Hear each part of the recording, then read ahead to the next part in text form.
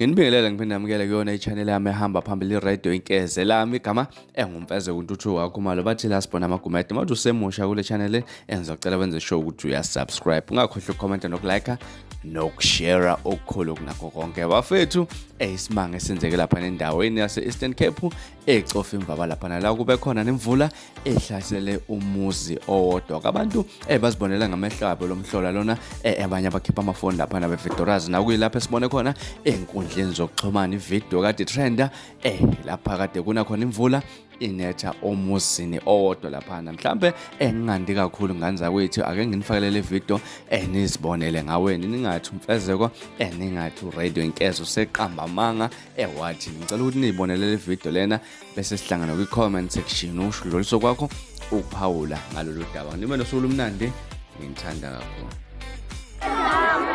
Lezani kai? Usayacucuza konje.